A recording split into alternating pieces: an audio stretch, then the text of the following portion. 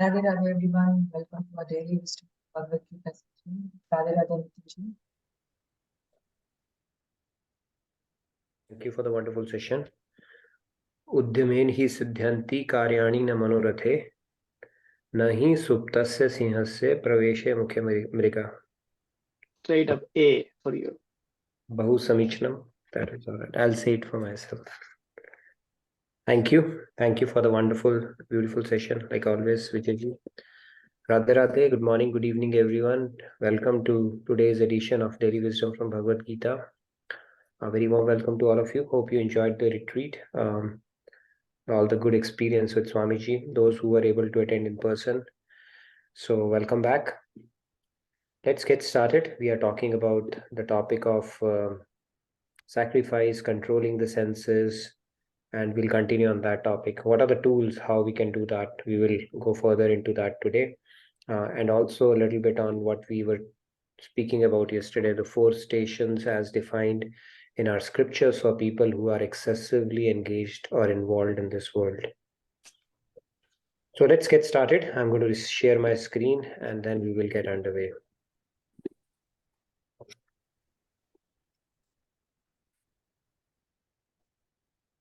Okay, let me share my screen. All right, let's get started with our opening prayers like we always do. Guru Brahma, Guru Vishnu, Guru Devo Maheshwaraha, Guru Sakshat Parabrahma, Tasmai Shri Guruve Namah. Vasudeva Sutam Devam Kamsachanuramardanam Devaki Paramanandam Krishnam Vande Jagadgurum Krishnam Vande Jagadgurum. Radhe Radhe, morning, good evening to all of you once again. So let's get started. We are on Shloka 4, chapter 4, verse 6, and we are going to continue our discussion, going deeper into the Shloka. So I'll recite it and then you're welcome to follow along. Kshotrādīnindriyāṇyanye Sanyamagneshu juhvati Shabdādīn Vishayānyanya Indriyagneshu juhvati. Okay, let's have a few participants take it. Okay, we have only one hand raised so far. Go ahead, Sandhya. Right. We can do more discussion then. Sure. Go ahead, Sandhya. Radhe Radhe. Radhe Radhe. Shrotradin indriyanyanye Sanyamagneshu juhvati Shabdadin Vishayananya Indriyagneshu juhvati. Wonderful. Very nice. Thank you. See a few more hands now. Pragiji, please go ahead. Yeah, Radhe Radhe, thank you. Shotrādīni indriyaṇyanye Sanyamagneshu juhvati Shabdādīna Vishyan Anya Indriyagneshu juhvati. Very nice. Thank you. Kagiji. Please Radhe go ahead, Radhe. Riyaji. Radhe Radhe. Okay. Shrotraadhīn indriyāṇyanye Sanyamagneshu juhvati Shabdādīn Vishayāṇyanya Indriyagneshu juhvati. Juhvati. Radhe Radhe. I see 3 more hands, so let's quickly take those. Please go ahead, Shyamji. Yeah, Radhe Radhe. Shrotrādīni indriyāṇyanye संयमाग्निषु जुह्वति शब्दादीन विषयान्ये इंद्रियाग्निषु जुह्वति. Radhe Radhe. Thank you, Radhe Radhe. Shyam bhai. Let's Please take go ahead, Rahul ji. Radhe Radhe. श्रोत्रादीनि इन्द्रियाण्ये संयमाग्निषु जुह्वति शब्दादीनि विषयान्ये इन्द्रियाग्निषु जुह्वति. Radhe Radhe. Radhe. Very nice. Thank you, Rahul. Sam Chicago ji, please go ahead. Radhe Radhe. श्रोत्रादीनि इन्द्रियाणि मन्य संयग्निषु जुह्वति शब्दादीन् विषयानन्या इन्द्रियाग्निषु जुह्वति. Radhe Radhe. Very nice. Thank you. So in this shloka, Lord Krishna is saying others offer hearing and other senses in the sacrificial fire of restraint. Still others offer sound and other objects of the senses as sacrifice in the fire of the senses. We know that we have 5 senses and there are 5 sensations related to it. Hearing, touch, smell, taste, all those 5 senses. So how do we make those senses instead of indulging, how do we make it sacrificial is the big question here. And people who are endowed with wisdom, who understand the big picture, they are able to engage their senses in the sacrificial fire of restraint. So he's talking about restraint, sacrifice. We'll try to understand these concepts because these words, they of course carry a very deep meaning, and we will try to understand it through some analogies and some examples and truly understand what it means. So let's get started on this topic. So we start with our Soul Soup segment. Now in the Soul Soup series, we have been talking about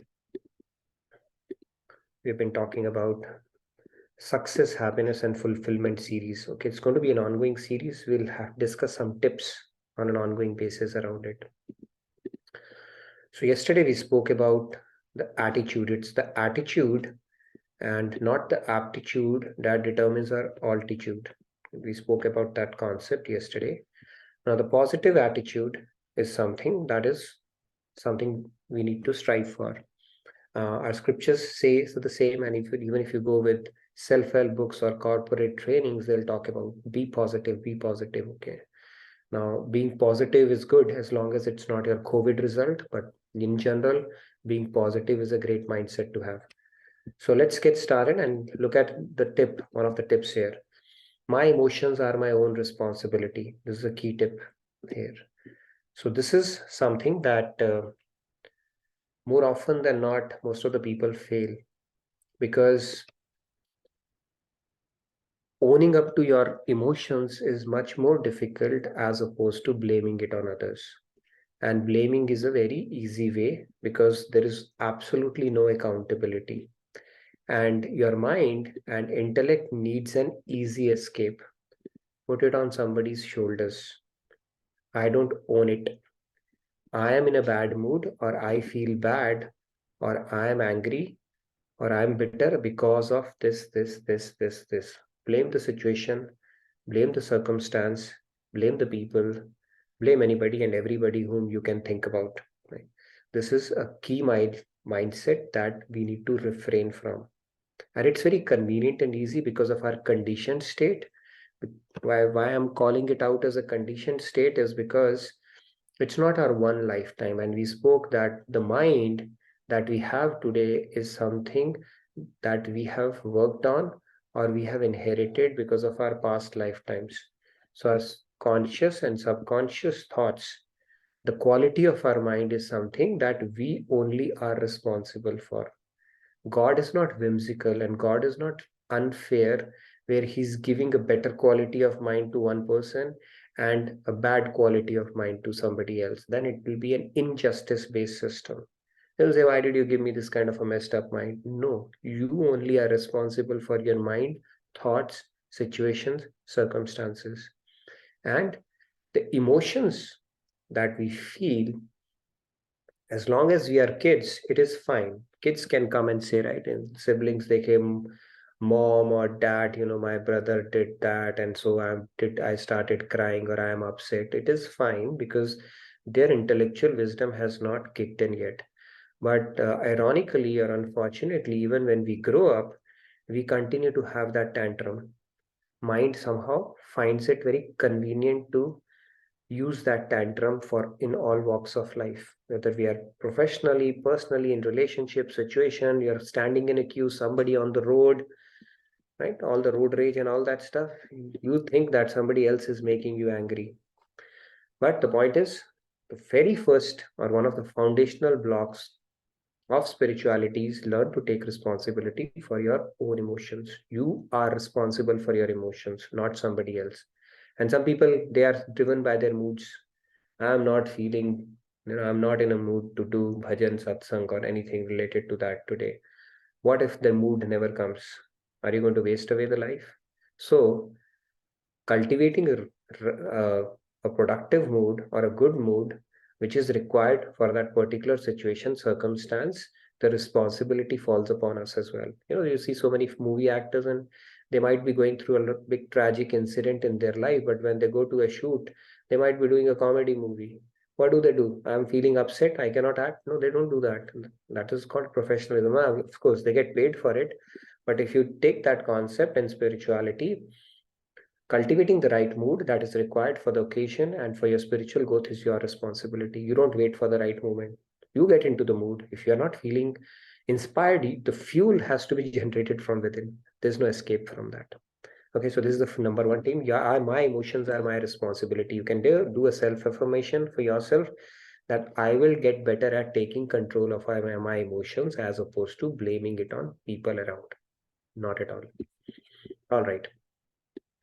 So the key, as you see, the biggest key to accomplishment, happiness, and fulfillment is mastery over our emotions. Okay, so this is the today's soul soup. Hope it makes sense. Mastery over our emotions is something we all need to strive for. These are the supplements that we need to continue to progress spiritually, right? So that is the one for today. So this is a positive attitude, tip number one. We'll continue on this series tomorrow as we introduce more concepts around this topic, inspired from Swamiji's books.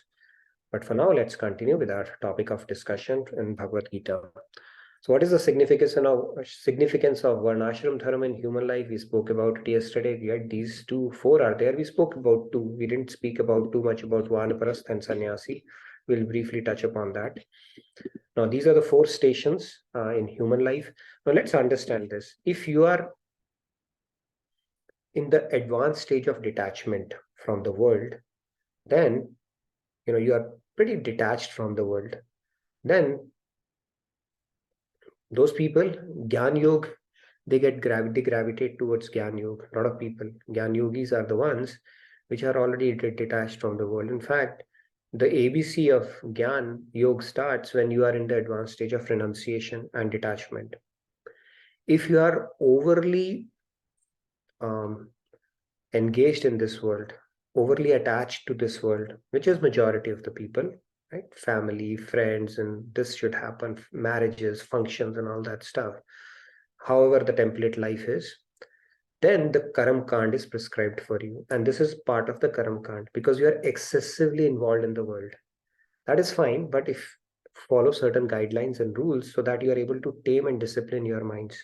You go through the Brahmacharya stage, absorb knowledge, exercise restraint, Sanyam Agni. When you go to Grihastha, of course, it's like somebody has put a sweet on your tongue and then you are not allowed to taste it, right? So then you need to regulate it further, which is called Indriyani Agni. So Sanyam. And then here, your senses are already engaged, but you need to control and restrain them there. Then Vanprastha is, once you have already led a household life, there comes a stage where you need to start taking a back seat, withdrawing yourself and engage your more in study of the scriptures, meditation, austerity, sacrifices, and guiding people, right? And the new the bride comes, then the mother-in-law hands over the keys to her that, okay, now it's your responsibility, I need to take a back seat. But then if we end up becoming helicopter parents, worrying about our kids and our kids' kids and kids', right, and their marriage and all that stuff, That is not basically what scriptures are telling us. Is that you are wasting your life because you have already done. Now it's time for you to increase the proportion of your withdrawing from that life, active life, where you are engaged in all family, relatives, and all that stuff, and start taking a back seat. You can provide a guidance at that point, but your majority of the time needs to go into the activities around performing austerities, withdrawing from that, reading scriptures, meditation, and basically in evolving philosophically and spiritually. That is the point. And then, of course, it should lead to complete withdrawal, which is sannyas, where that is the only thing you would do. Right. So these are the different stages that are defined. Humans are the only ones who keep on engaging and indulging in social life, for as long as they continue to live. You look at somebody who's 90-year-old, or let's say they're 100-year-old, and let's say they pass away. And if you ask their kids, they passed away, they'll say, you know what, only if they had seen their great grandkids marriage, it would have been so nice.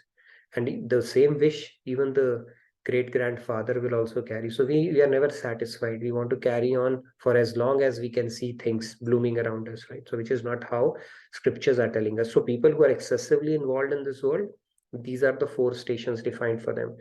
People who are 50-50 or 60-40 or something like that, they have a little bit of detachment in this world, as well as they are engaged in this world. They like the world, but they have kind of a bit of detachment also. They understand, at the end of the day, it's my journey alone and nobody's going to go with me. And there's some bigger purpose to life, and God is there. We need to build some kind of a relationship, or at least be God-fearing, or asking divinity for things that we need in life. So some proportion of detachment is there, and attachment is there as well. For them, the perfect path is Bhakti Yoga, because Bhakti will start working at the root, is what we're going to talk about today. So anyways, let's move on now. So this is what we spoke about yesterday. We spoke about these are the 4. Now, if we were to equate it to the parts of the body, sannyasis are the head of the society, Vanprastha are the arms, grihas are the bellies, brahmacharis are the legs of the society. Okay, these are the 4 we spoke about. Now, our sense restraint. All these stations are created so that we increase our sense restraint as we progress through the stages. And then we said, but the seed is there, right? Seed is there, but when the seed gets conducive environment, it starts sprouting. So there are so many things, objects of our senses, which we might be restraining through our will, during the different stations of our life. Like in brahmacharya, we might have followed certain discipline, grihas and all. But if the seeds are there, and when it meets opportunity, the seed will manifest. It will sprout. And those things can surprise you. Your mind will not be aware of it, okay? There was some kind of a seed somewhere, and now the opportunity is presenting and I am actually falling for it. Those kind of things can happen. Don't underestimate the power of Maya, and we don't even know our mind. See, this is another irony of human life. We go around analyzing people, things around us, while we don't even have any clue about our own mind. And when it will spring a surprise for you in a situation even you don't know. Okay, there are times when people wonder, oh, why this kind of a thought came in my mind, or why my mind is thinking that. Your mind is different from you, and the quality of our mind, or or what you call that, all the impressions of your mind is not limited to this life alone. It is coming from our infinite lifetimes, and which one becomes dominant at any point, or starts sprouting, or gets activated, we don't know that, because there are numerous seeds out there. So this is what we're going to talk about. So what is the technology to take care of that seed at the root level? Because only when the seeds are burnt, it will not manifest, even if it gets a conducive environment. So how do we get to that stage is what we are going to focus on today. So this is our senses. Our senses, our scriptures say they are like a serpent. They can bite you. Okay, this is not looking like a nice serpent, right? But this is how our senses are. They can bite you. Any sense can bite you. In fact, one sense is enough to derail our spiritual life. One is enough. If you look at the birds, there are enough examples around it. The sense of touch is what brings about a downfall of an elephant. The sense of sight brings about a downfall of a moth. It burns itself, gets into the fire. The sense of smell brings about a downfall of or music, deer.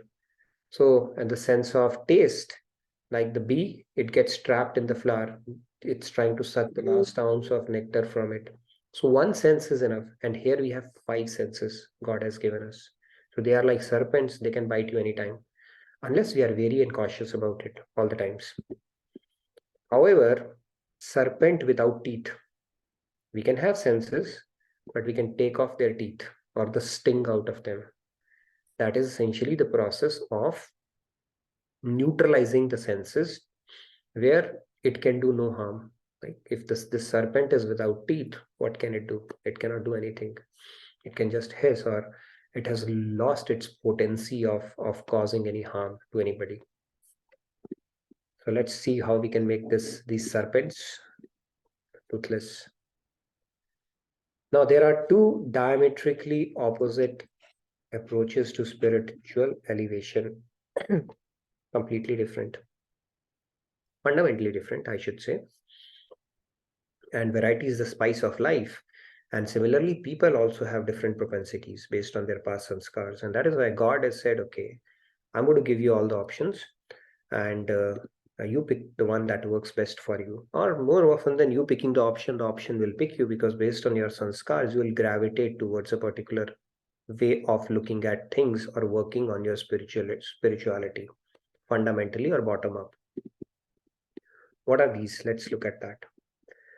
Now, from concept standpoint, let's understand the fire of sacrifice. That was the word that came, right? So fire transforms the nature of things consigned to it. As we see, if external ritualistic Vedic sacrifices, it physically consumes oblations offered to it. So whatever is offered to the fire, fire consumes it. In fact, it purifies it. Fire doesn't become dirty. It purifies whatever is offered to it. And here the fire that we are talking about is basically are the Vedic sacrifices, austerities. Self-discipline is also one of those things. So in the internal practice of spirituality, fire is symbolic.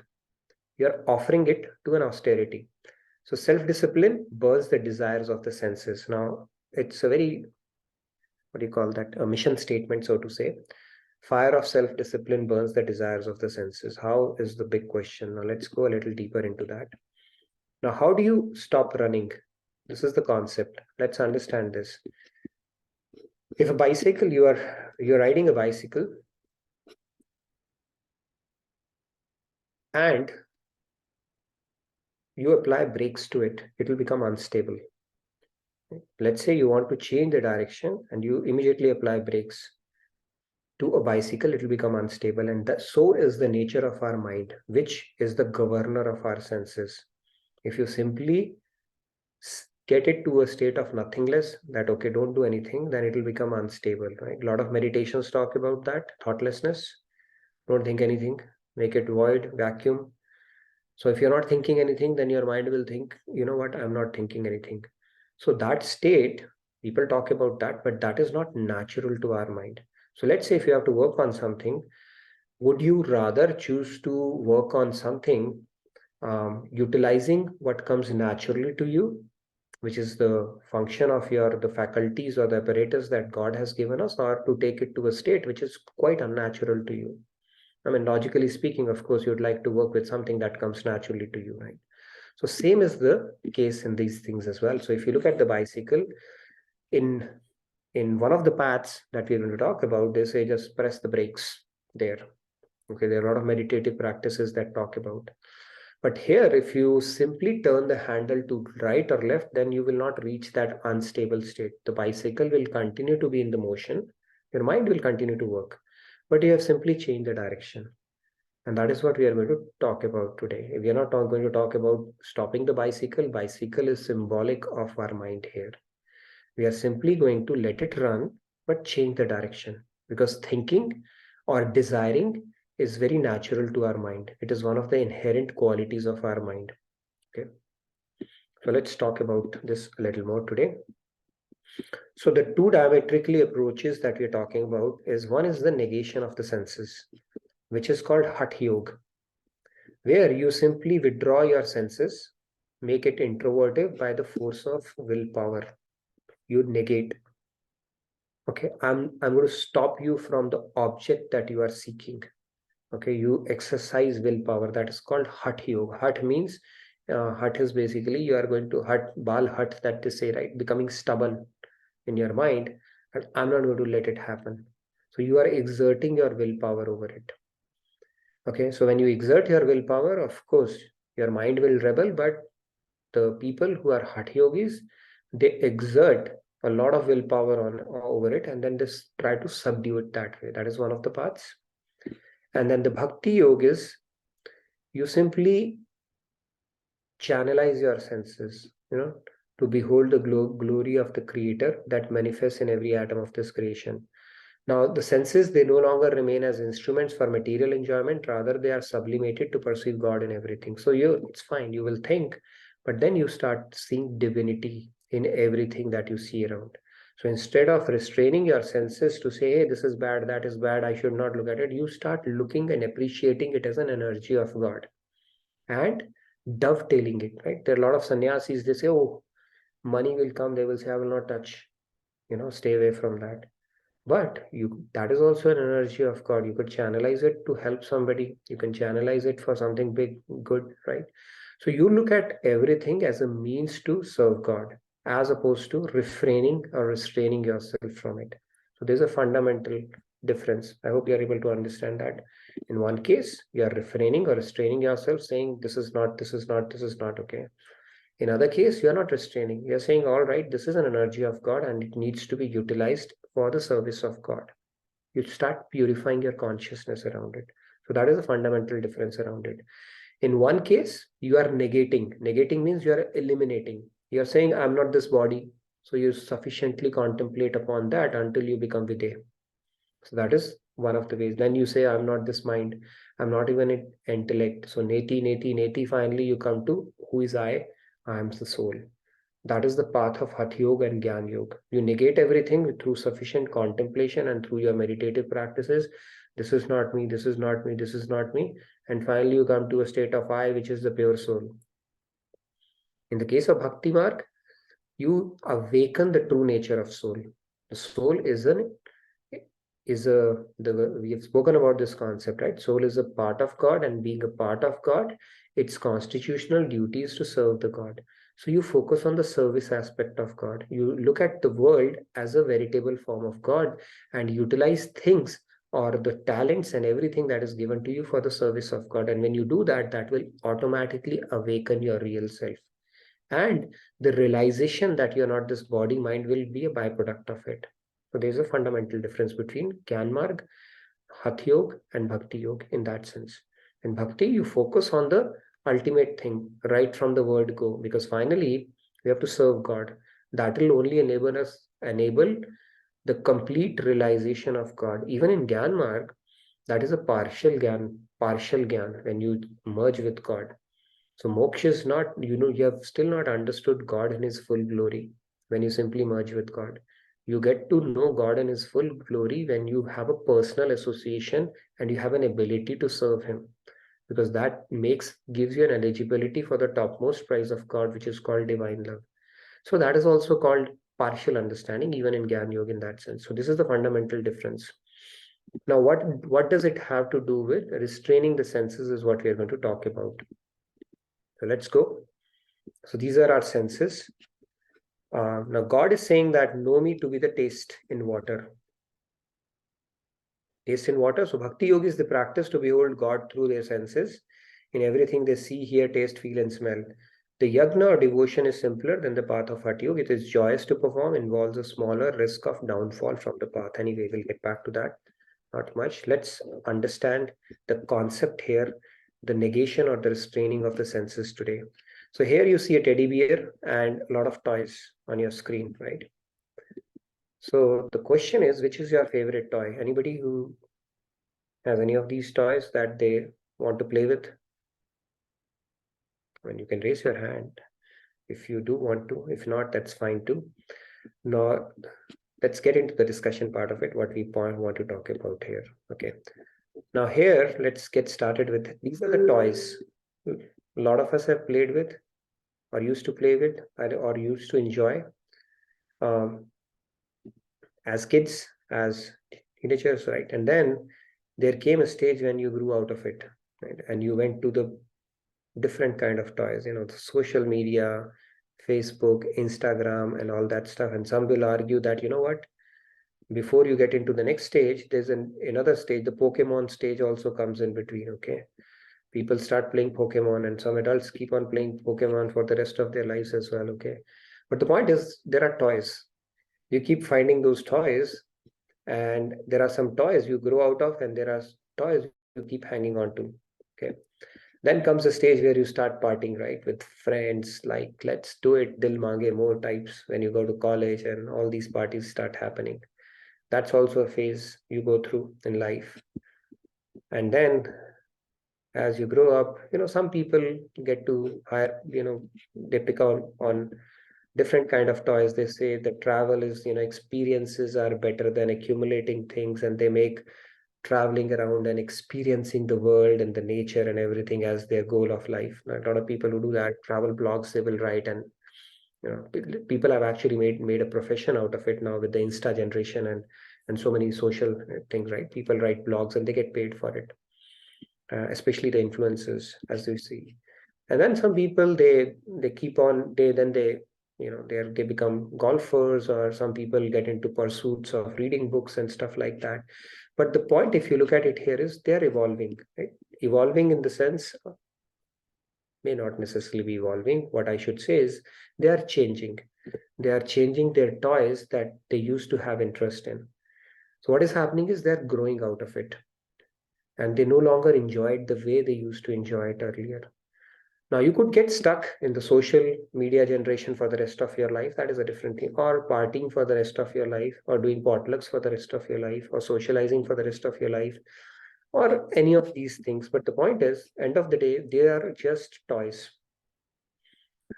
And you are not going to let go of any toy until you get a better taste or a better toy. This is how we are wired. You will give up something only when you get something better, or only when you taste something better. Why else would you give up something that is working for you? And that is the story of our life. You need to have something that gives you some kind of a satisfaction, fulfillment, contentment, dopamine, serotonin, something kind of a thing, right? It should be pleasurable, exciting to you. And that is how our senses are. They are outwardly directed, and they need a higher, better taste to discard, get over the older tastes. Even older toys, they keep on getting substituted and discarded for the new ones. And we all have our set of toys, okay, even in current state as well, okay? We all have to just think deeply about those, and we'll figure out what is our current toy. So the point here is our senses and our mind, it needs a better taste. And only when it gets a better taste will it get a reason to discard the previous one. Otherwise, they'll say, no, there's a lot of fun in what I'm doing, and why should I give it up? Right? Some people pick up to video games and they keep playing video games. They look forward to Fridays so that they can, you know, video game their way to glory until Monday morning. Okay, snacking and video game playing, or binge watching of all that web series, latest web series flicks that have come in. That is their only motive, because their mind needs something. So yesterday we were talking about stomachs, right? Stomachs of cow, and somebody corrected me. It's not 6, it's 4. Raviji, if you are there, see, I'm picking up, admitting. I said 6. I don't know what I was thinking when I said 6. It's actually 4. Okay, 4 stomachs of cow. God gave us, not God, Brahmaji, actually, he said, I'm going to, when he was endowed with the knowledge to create this world, he thought, I'm going to, you know, present a gift to God. I'm going to create somebody out of his shadow, look like him, and see what he says about him. So he created us humans. We are a pale shadow of God, right? With a form. And then when he packaged his most amazing creation, humans, in front of God, and the moment human came out, God said, who are you? So he asked back, God, you tell me first, who are you? So Brahmaji said, this creation of mine can cause trouble. Okay, so let me keep him busy. So unlike cause, he gave us two stomachs. Now you will say, what two stomachs? We only have one stomach. There's another stomach we have. So one is the stomach we all know, which gets hungry and we fill it up. And it temporarily gets satiated until it feels hungry again. And then the second stomach that he gave us was this mind. It never gets filled up. It needs food all the time. Okay, you keep giving it food, it keeps on devouring it, and it is never satisfied. It's only when you go into deep sleep, it's inactive. Otherwise, it is working around the clock. So the food for our senses is essentially ends up becoming our toy. Okay, whatever our senses indulge in, because it needs to think. Our mind needs food for itself. Okay, it needs entertainment. It needs some kind of a kick. And when you get a better kick, you leave the previous kick. And this is where these paths that we're talking about are going to cater to your senses. Of course, it will take a bit of an effort to understand that part. First is the contemplation, and second is actually trying it out. Only when you try it out will you be able to give up your previous toy. But if you don't try it out, you'll not be able to taste it, realize the the fulfillment or the bliss that comes along with it, and then you'll have no incentive to try out any different from what the rest of the world is doing as well, right? Which might be continue to party, continue to socialize, continue to lay a lot of importance to things which actually at the end of our journey won't matter at all. Okay, and that is where we say, see, this whole journey is about changing your toys, and now it's about time, as scriptures say, to pick up a toy that is actually going to add value to the human life or your life journey after life as well. So let's talk a little bit about that now. So this is called okay, I'll probably go a little later on this. So if we go back to the path of bhakti here, when our senses are engaged in devotion, that is when we are giving it some food, right? And that food is not going to taste sweet to begin with, of course, because of our conditioned state. But once you relish the bliss of it, once you start relishing the bliss of serving God or doing work for God with, building that consciousness, it is very liberating.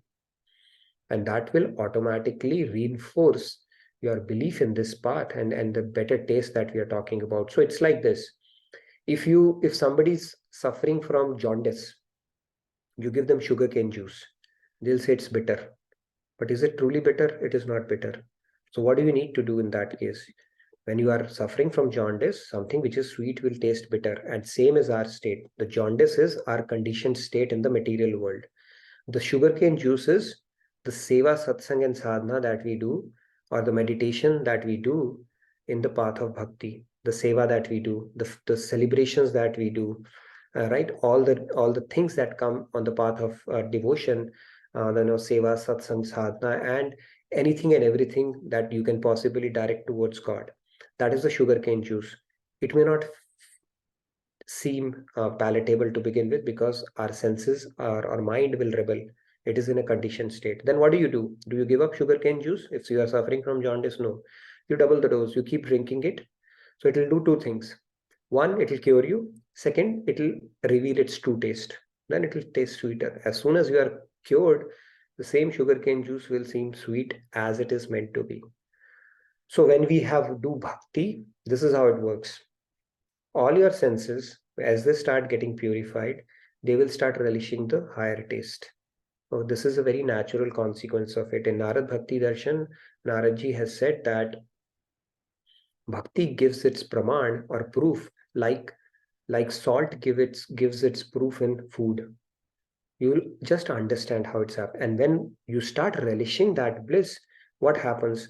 The potency of your senses, which is conditioned to enjoy material things, that will start diminishing.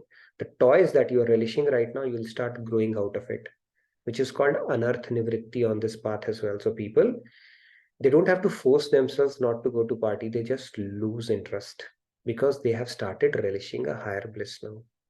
You lose interest. They're not punishing. Nobody's punishing. If you look at people who are going to retreats and doing kirtans and all those things that people say kind of crazy people, they're actually relishing it. They're at a very different state altogether. Hare Rama, Hare Krishna people, have you seen those people, ISKCON people, devotees? They are actually in bliss. You don't understand their state because you have never tasted that.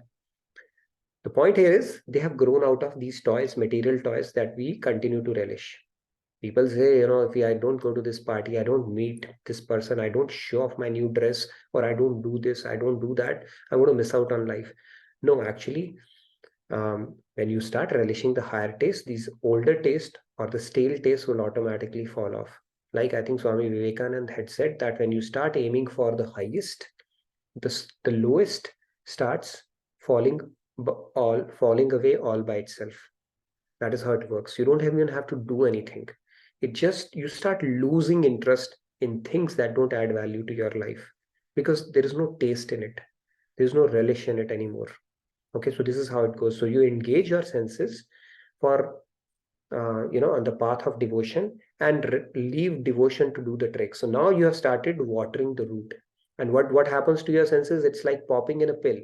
If you have a fever, or let's say maybe your leg is hurting or your hand is hurting or maybe your ear is hurting, you pop in a pill. It's a painkiller.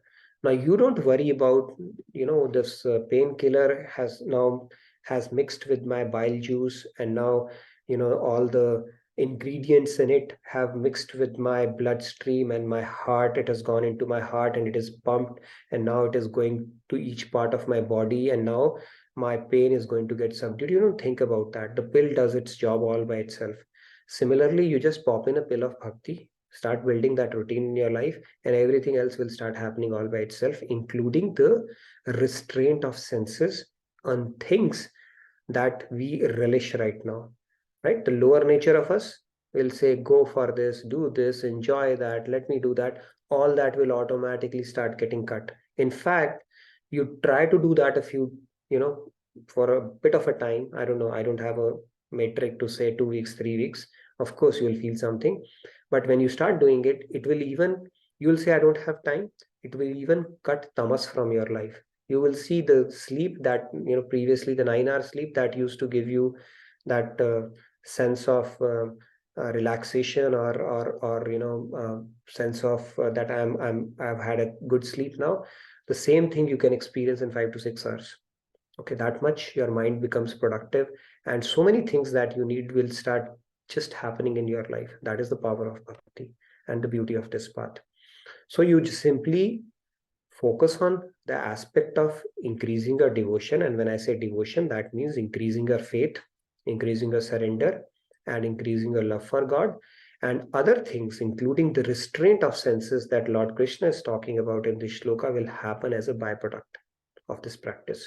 It's a very simple principle, right? In Gyan Marg, you have to contemplate, I'm not this mind, I'm not the senses, I'm not in this neti, and then finally come to the state of I. In this case, you continue to work with your mind.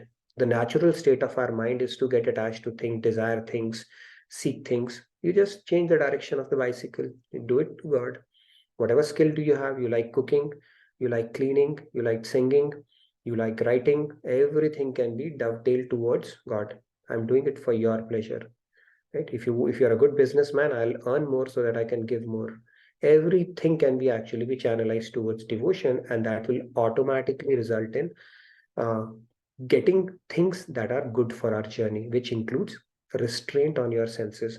There are so many people, at least I know of, who were deep into alcoholism.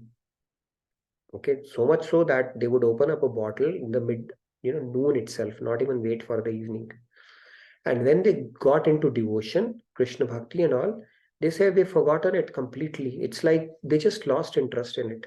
I don't know how that happened, but they themselves gave, they said, I don't know what happened. It's like, I don't even feel like, something that I used to relish previously. I thought my life is not possible without it.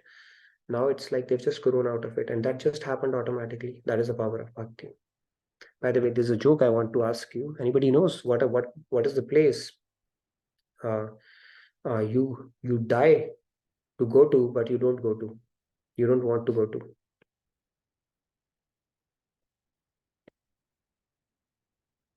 you die, you are dying to go to, or you'll have to die to go to, you are dying to go to, but you don't go to.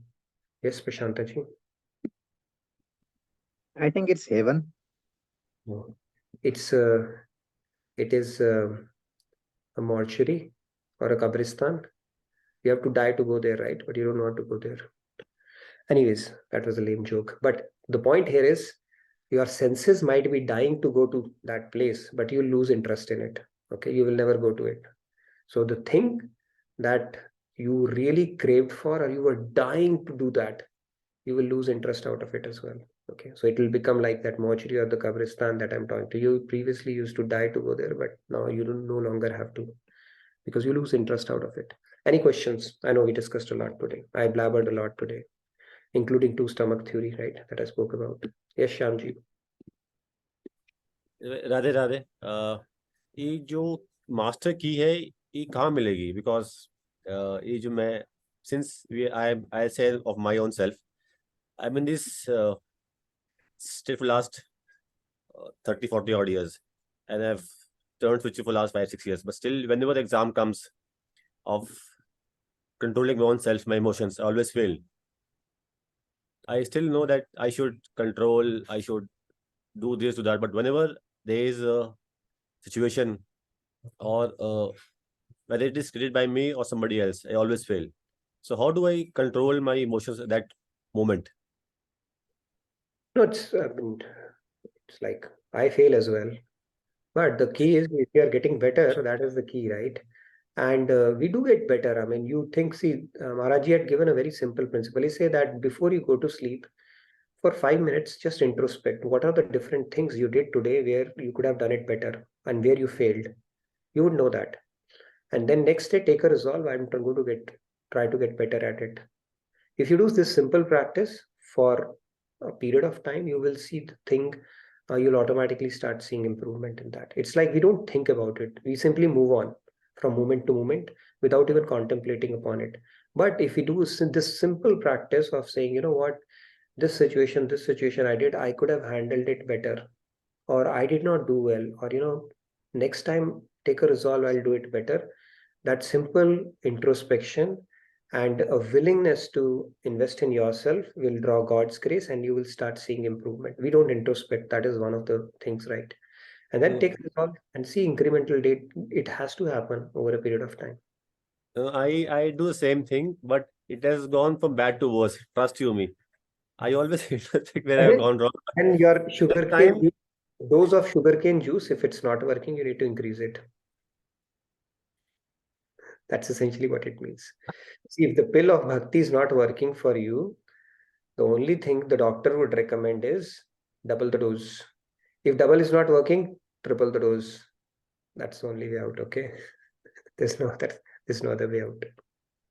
Okay, fair enough. Thank you so much. Radhe Radhe. Yes, Diva had raised her hand as well. Diva, you're not allowed to put it down, okay, once you raise it. So go ahead. We always like new hands. We'll come back to you, Sam, then. Yeah.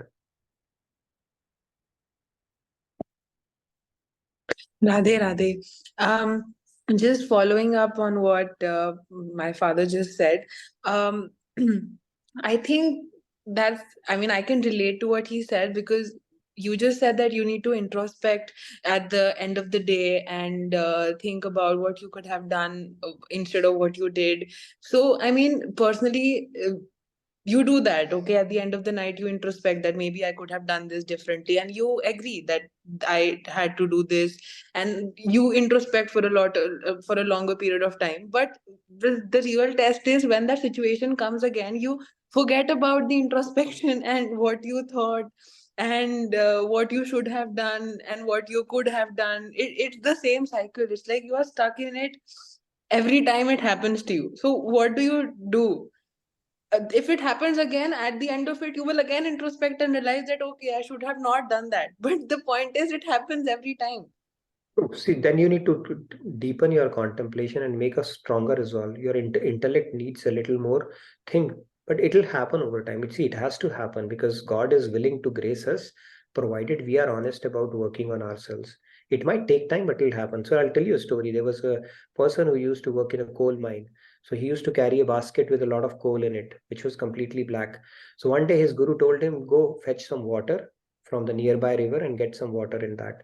So he took that basket and he poured some water into that bucket and brought it back. But do you know how the basket is? It had a lot of holes in it, so the water just went, it drained off. So Guru said, okay, go back again and get it again. He again went back. He was just following the orders. Again, he could not get any water back because it was all draining out. He did it 3-4 times. And finally said, he finally told Guruji, see, you're asking me to get water, but nothing is happening. Look at this basket. The Guruji said, no, something is happening. Look at the basket. When you started off, it was completely black. And now it is all cleaned. So the transformation might be happening very slow. But when you do devotion, when you are thinking about God and you're trying to make a difference in your life, the incremental progress, however small it might be, is happening. At least you're feeling guilty about it. That itself is a sign of progress. At least you're revisiting that thought. You're not justifying it anymore. Previously, you might be justifying it. I was right. This person did wrong. I deserve to get angry. As long as we are questioning it, that is also a sign of progress. So we need to renew our resolve for as long as to continue to renew our resolve as we keep failing. So it's not about falling down 8 times, it's getting up the 9th time as well. So that's the only way. And you increase your devotion, like I said, increase the devotion, the dose, and then the fruit will start bearing. It has to one day. That is the only way, right? There's no other technology, trust me. There's no magic pill that you pop in and you say, hey, now I'm good. That's the only way. And you keep contemplating about it. And trust me, one day, it's not that overnight you will become a saint, but the threshold or the intensity to bring about the same amount of anger from you will start increasing. It's like previously somebody will just touch you and you will feel angry, and now somebody has to punch you to make you angry, and then later on maybe somebody has to punch and push you to make you angry. So you will start having some kind of an improvement and incremental progress around it. But Thank you so much. that's no other ways there. Wish there was actually a magic pill. Yes. Through knowledge only we can beat that. That's the only way. And trust me, when we are really determined and we take a resolve about, God is willing to open up, grace us around that. He looks at the sincerity, and that is where the magic starts unfolding. He's waiting for us to really do it sincerely, and then one day you'll see, okay, nothing bothers you, you're just laughing, and then people will become angry that why are you laughing? You need to respond something to it, right? But that's a good problem to have. Okay, Sam had asked. Sam, you were asking something. She had raised her hand as well. If you're there, you can. Or Prashanta, go ahead. Yes, Prashanta, go ahead. Radhe Radhe. Am I audible? Yes. Good to see you back. Thank you. Radhe Radhe. Okay, the thing that I was trying to say is contemplation or guilt will only worsen the situation in that case, right? Because if you start contemplating at night, you cannot sleep. And the thing is, it worsens more. So maybe the thing is, it, and once you know it, you drop it off, right? So if you start contemplating and you become guilty, you go into the vicious cycle of guilt, and you cannot come back of that. So my own perspective is that you leave it. Once you know it, maybe you have done wrong. Now you know that you have done wrong, leave it. So rising of the consciousness is far better than contemplation, in my opinion. So what do you say about that? If you can't sleep at night and it puts you in a guilt trap, then leave it. Maybe in the morning you think, okay, at least we should have some kind of a, what do you call that, motivation to improve, right? Whatever works for you. It's not guilt traps. See, guilt is something we need to refrain from, right? We say that all are work in progress. So that's also we beat with knowledge. We don't fall into the guilt trap. We understand we are imperfect, but that doesn't mean we are happy in our bubble to stay imperfect. That means I want to improve myself. I know. Yeah. So rising of the consciousness. Guilt is a negative, lower nature where you or a negative thought. You don't fall into guilt. It's just understanding that we are work in progress, and I really want to make in myself for my own sake and for the well-being of people around me. That's all. If you start feeling guilty, then Figure out a game plan, different game plan that works for you. But moving on without even reflecting on it, not learning from it is not helping you, right? Or will it help Yeah. you? No. I said learning from it and rising the consciousness, right? So dropping it off after that. So my actual question is, you said that, the material pleasures like partying and all those things, you just leave that and, I'm when not you saying you are leave that. progressing. You don't have to leave. Okay, let me correct that. In the path Mhm, of devotion, you don't leave mhm, anything. Simply add something. Okay? uh-huh. You're adding God. When you add Okay. God, subtraction, you let it happen all by itself. You don't have to leave anything. You lose interest. Okay. Leaving is you're punishing yourself. No, Okay. you don't Fair punish enough. Fair enough. yourself. You add God into the mix and let the Mhm. magic unfold. You don't leave anything, just add Okay. it. That's all. Okay. And see what all Okay. Even in, left behind all by itself. all right. All right. Okay. Even in the party when I'm dancing, so if I feel the presence of God there, then that's the devotion, right? True. Yeah, you can dance away to glory in that case. In fact, when we dance for God, we have been dancing for the world, since time eternity. If we start Yeah. dancing for God, there's nothing better than that. In fact, when everybody's dancing for God, right? You know what happens? All our sins, like the birds, they take on the Mhm, form of birds and they start flying away. And where do they sit? They sit on the people who are not dancing at that moment mhm. for God. So is there something wrong if devotee is dancing in a disco? If you are thinking, see, now there are two things here, right? Dancing in itself is not an activity which is condemned anywhere, right? In fact, we dance for God. In fact, there is one of the forms of called Hanuman Paddhati. Hanuman Paddhati is where you do kirtan by dancing. Dancing is a good expression, very good expression. You need to be honest for yourself. If you are listening to the music is bringing the thought of God, or you're generally enjoying, that is your own call. Are you in a state where you are naturally taking your mind to God, or you are in a state of inebriated state where your mind is, see, when our mind, why people love dancing, I'll tell you another reason. They say it was very relaxing. I'll tell you why. When our mind stops thinking, it's a very good state it feels, because the misery has reduced. That is why we feel good about it. But yeah, if you're dancing for God in a disco, and for that matter in a casino, or the place doesn't matter at all. It's the bhav that you are bringing in for the God that matters. The place doesn't matter at all. But that's where you need to be true to yourself. Are you thinking about God, your Ishtadev, or something else is going on there? That's your call altogether. But yeah, there's no barrier as such that in disco you cannot dance for God. Of course you can. Why not? Go ahead, Rahulji.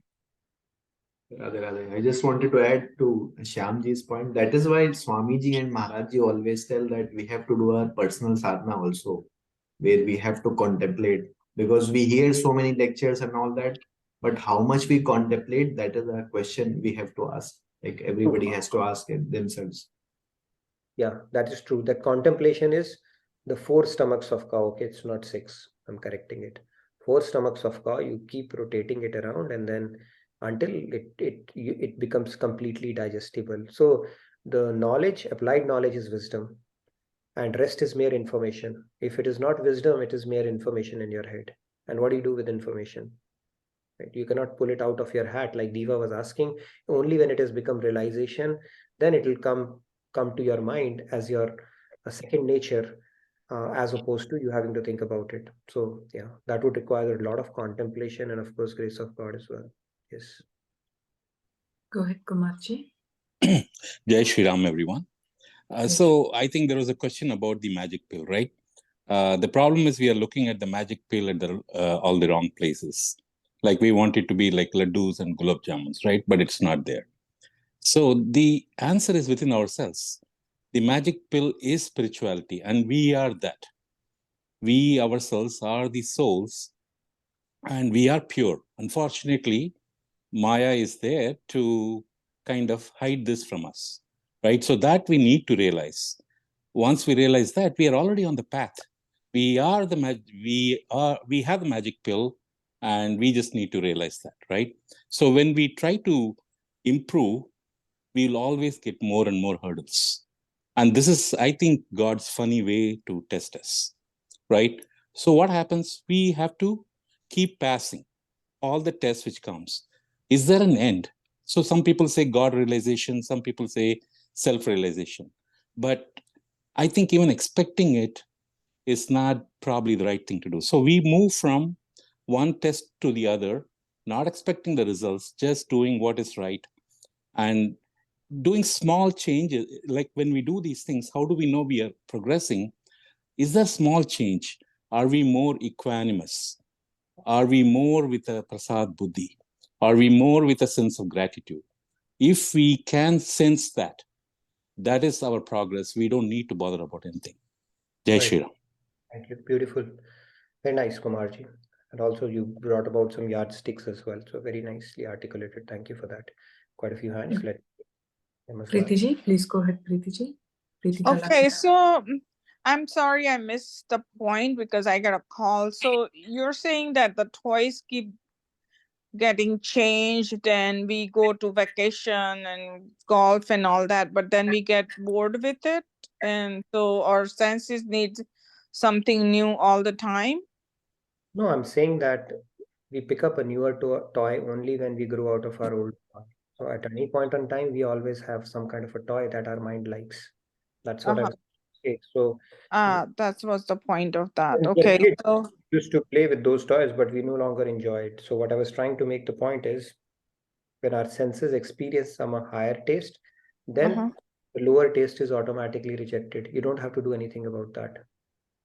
totally, I get it. Okay, that was the point of it. Okay, so we may go for vacation, then we get bored, and then we want something new, right, all the time. So Once you have tasted the higher rust, then why would your mind go for something which is insipid right in front of it?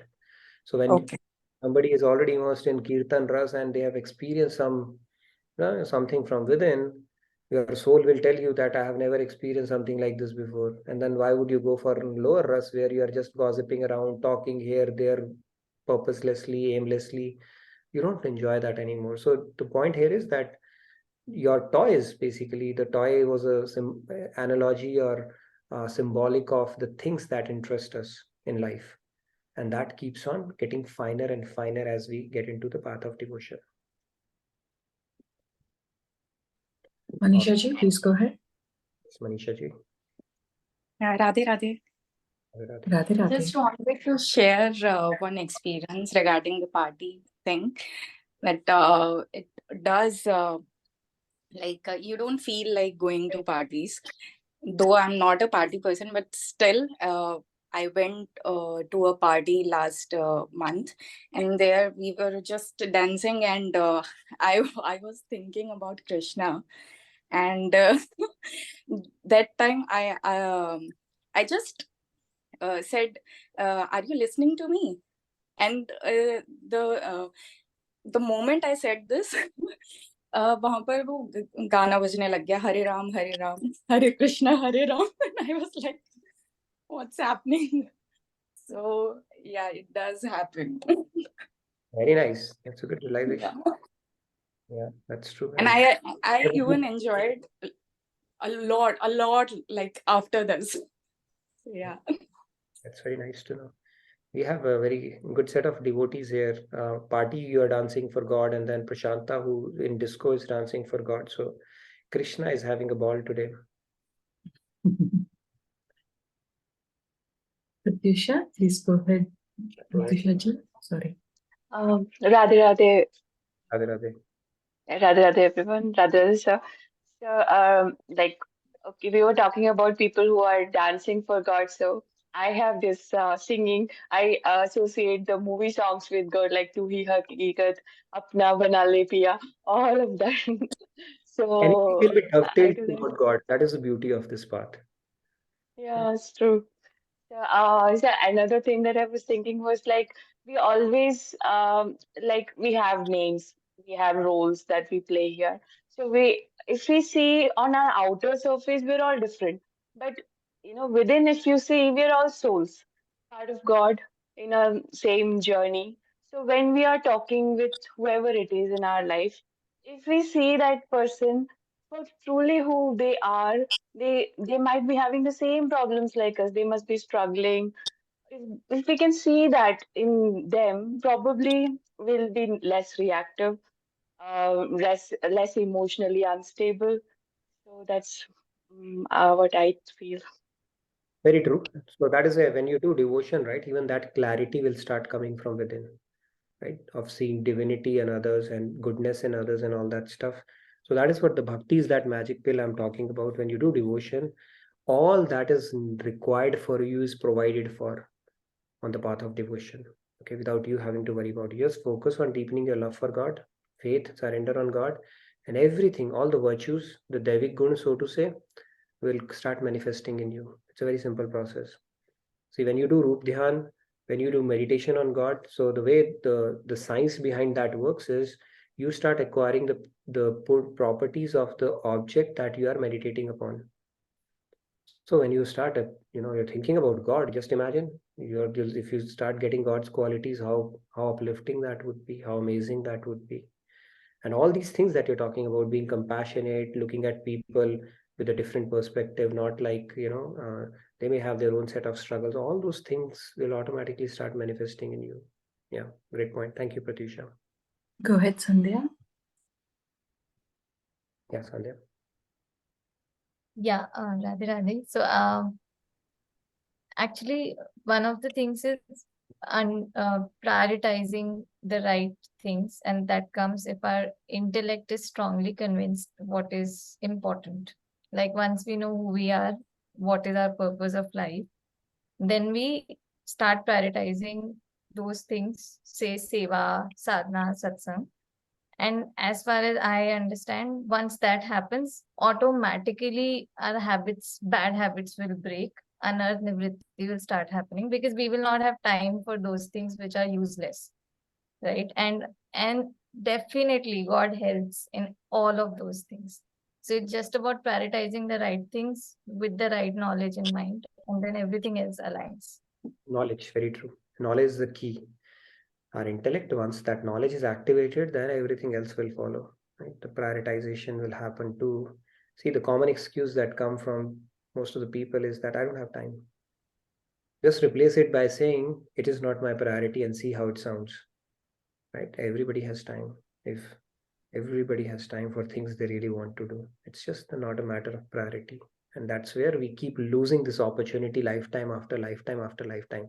And becoming a human, in millions of kalpas we get that opportunity. Kalpa, and one kalpa, we know, we've seen that definition of one kalpa. It can go on for karodo of kalp to get one human birth, but we don't understand its value. देखा, we think देखा जाएगा, who has seen life after that? तब देखा नहीं जाएगा, भोगा जाएगा महाराज जी से. You have to bear it. There's nothing to see after that. Opportunity is gone. Then you have to bear it for a long period of time. Yes, let's take the remaining hands.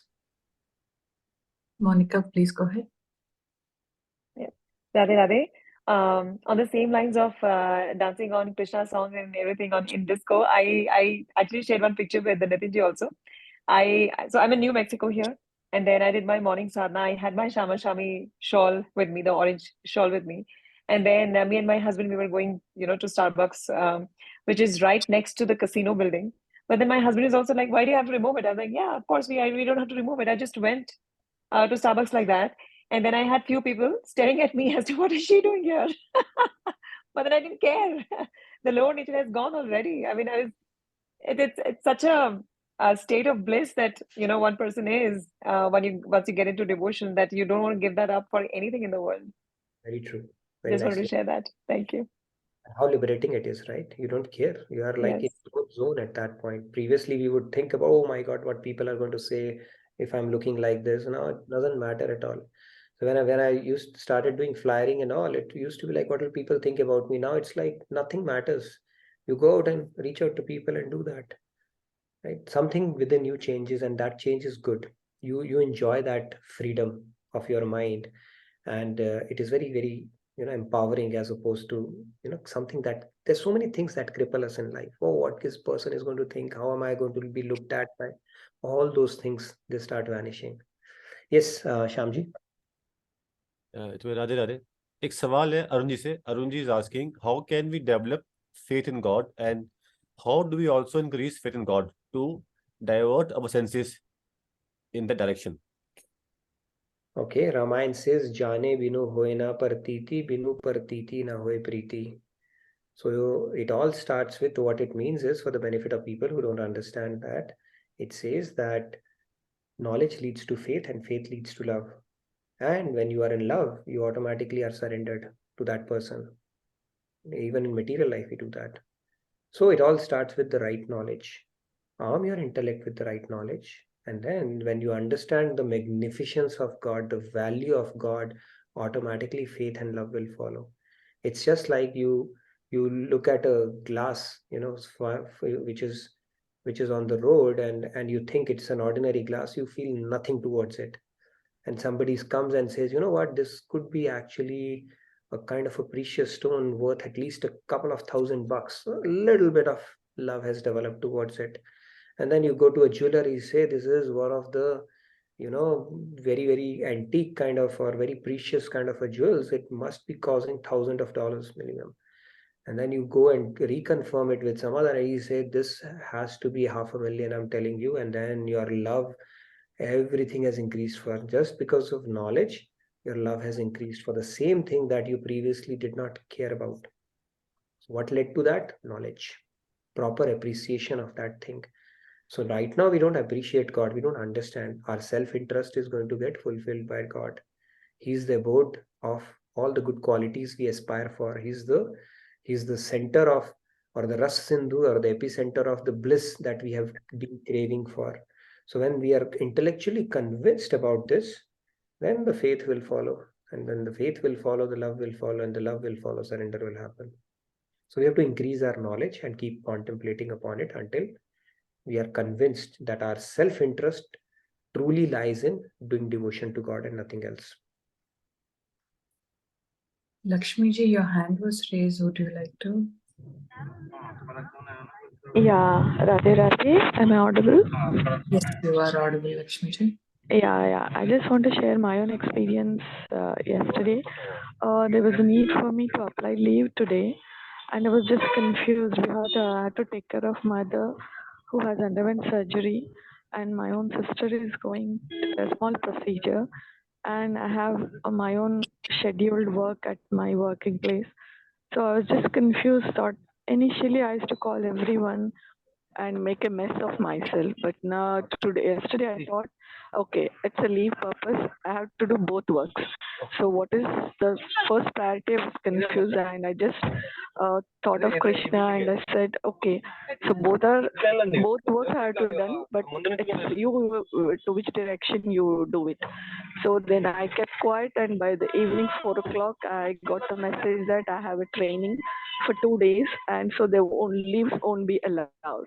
So the next moment, I thought then what to do regarding my mother. Then my aunt said she's coming tomorrow for some work, and she'll take care of my mother. So everything gets settled down. Though it was a negative towards my parents taking care, but I got a solution. So this shows that equanimity and the faith in God will give solution for us, but little patience and a good strong resolution to take what is right. This was just my experience yesterday. I just want to share it. Thank you. Radhe Radhe. I'll tell you a story about this as well.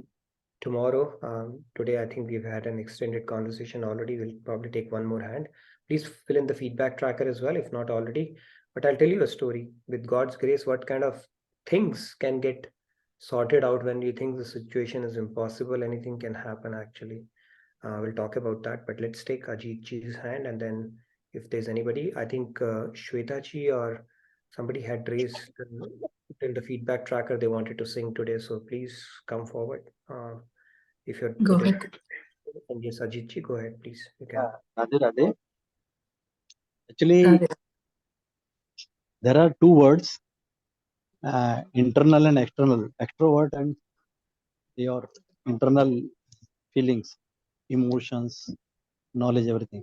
So we have to work out internally, that is the spiritual, and we have to work outside the world, that is the extrovert sort of thing. So to meet those things is we find difficult. Anything in excess is harmful. if you take the food and it is in excess, you are getting pain as well. Laddu is also having sugar, and that is a harmful. When I see doctors and Swamiji, I get demotivated with the doctors that they are smoking, they are drinking everything.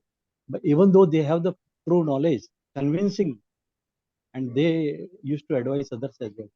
And when we see Swamiji, we see other way around, 180-degree opposite. And you just imagine hypothetically, if there would have been no case, example of the Swamiji or Maharajji, how we would have got motivated. Beta, ek minute piche wait. I am getting a little distracted by the child. He is fond of seeing the rocket in my mobile as well. Anyway, but what I mean to say, this is a very complex topic. We have analyzed thoroughly, and to my opinion, if we continue this round the year, and this is so important topic for us. This is the fundamental in the spirituality. So we have to work out internally as only thing. That is the only solution. So whatever we do. And the example given by the Manisha ji, that she enjoyed the party as well. And that is the solution actually. That if you are determined internally within, if you are disciplined, you can reach to your goal, enlightenment and all this. You can control your senses as well. You see, Swamiji is playing cricket as well. Swamiji is enjoying balloons with the young children. So what do you feel, that has he lost the interest? No. He is disciplined, he is determined, he is having full knowledge. And that is the role model for us. Yes, Sajid. Radhe Radhe. Radhe. Thank you. Yes, that's right. It's about dovetailing our senses. And Raganuga Bhakti, when we talk about love-based bhakti, the whole idea is to keep at the center of everything, love for God at the center of everything. And that could be, even people, they practice this. I mean, you could try practicing it as well. Even when you're having a talk with somebody, right? You don't want to participate in that talk, you could have Radhe Radhe or your chanting going on inside when you're talking to them, because this can become your default setting if you practice it long enough and hard enough. And then you can just acknowledge the last talk that they did, and you get better at that practice as well, where you don't have to participate in their talk. It's because you get stuck in some conversation, and then acknowledge the last thing that they said, and they are happy, you're also happy. So this is a way where it's your private matter. Nobody has access to it, right? Ajit was saying it's an internal thing. It's an internal game, and that internal game is something you could always do in private without anybody knowing it. And at the same time, any situation and every situation, you could practice it. You could be in a disco, or you could be in some sayu, and you could still be doing things for God. You don't have to be a temple to do your bhakti. Basically, that's the message is. At your work and at every place, every situation, you can practice devotion. That is how beautiful it is. You could be in a plane, you could be in a disc, you could be anywhere, and you could still be practicing devotion. Nobody can snatch that away from you. How empowering it is. Okay. So with that, I know we have run over today. This is a hard stop. I said 10:20. Before that, we'll wrap up. Anyone hand who wants to do a quick chanting today? I thought I saw Shweta ji had put in her interest today. Nobody else had. But if you are, you're welcome to do that. Maybe one chant and then we'll wrap it up. Anybody who wants to do that? Sunday, you're not preparing bhajans these days? A quick announcement, Nitinji. So tomorrow, October 10th, 10:30 a.m. CST and 9 p.m. IST, we do have the Radha Bhakti app launch along with SMX for all. So please do register for that. I just shared the link. So please do register for that. Sanjay, you had something? Please go ahead. And I wanted to thank all of you who have volunteered to help out with the content. So thank you. I think we have about 5-6 participants from our session who have volunteered for that, which is pretty amazing. So thank you for that. And tomorrow's session, please do join. It's there posted on CIC. We'll do it again, and it's open for everyone. This SMX session, because it's going to be the launch of this Bhakti app. So please do mark it on your calendars and do attend that tomorrow morning. Yes, Sandhya, go ahead. Two more announcements. Actually, one of them is a new book that has been, like, it's pre-launch, got announced today. A book by Swamiji, which is questions that you always had. And I'm sure the questions that all of you would have had or do have right now in your mind will get answered in that book. People in India can already pre-order it, and they will get digitally signed copy from Swamiji. So do order, and at, I think, Amazon.com, you can order on 20th October. That's the official date of its launch. And there's one more announcement regarding Diwali. So Diwali reels we had earlier also shown and announced about. So please make sure that you are making your reels with the audio that's there, or that's there on Radhakrishna Temple of Dallas Instagram page. And yeah, I mean, get inspired from those who have already made it. I will also do it soon. So yeah, that's Manisha ji was talking about dancing, so she has to do that. Manisha ji, if you're there, please, we have tagged you for that already. And anybody else? I mean, Prashanta, if you like to dance, please go ahead and do that as well. Michelle ji, Abha ji. I mean, Shyam ji said in one day he will do it, and it never came. Shyam ji, we're still waiting. You have He not. wanted to lehraufa his Zulfi, right? We're still I just had a small incident, so I'll do it for sure. I have to do it. There's no other option, no way out. David, game on. And Rahul, Michelle, Manisha ji, you're already tagged. You can tell your sister Payal ji as well. Abha ji, you are welcome to do that as well. Everybody should do that. Create a nice trend. And the book thing, all the questions that you have had, all the questions that you have, and all the questions you're likely to have in future, everything is answered. That's a very good way in order. Yes. And because you Friends, were yeah. telling, sorry, you were saying something, Sorry. Shyamji? Please go ahead. Yes, please go ahead, Sandhya. No, because Nitinji asked if bhajan, so I could sing maybe one line if there is time. It's Yeah, fine. same way. There's 2 lines also after you. Oh, awesome. 1, Huh? 2, and 3, and then we'll wrap it up. Yes. Okay. Okay. I'm not prepared. I'll just sing this. Guru Govinda Govinda Guru Govinda Guru Govinda Govinda Guru Govinda Guru Govinda Govinda Guru Govinda Guru Govinda Govinda Guru Govinda. That's it done. Thank you. Short and sweet. Sandhya, Shyamji, you wanted to sing as well? Yeah, please. Yeah, I'll start. Yeah.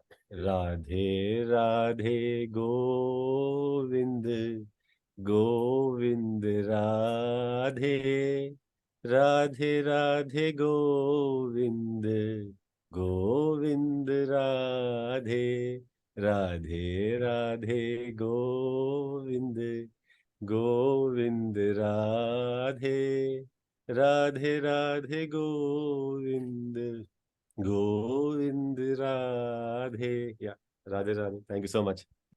Very nice, Shyamji. So you get a vibrational heart. Very nice. Beautiful. Thank you for that. Kanchanji, you wanted to sing as well?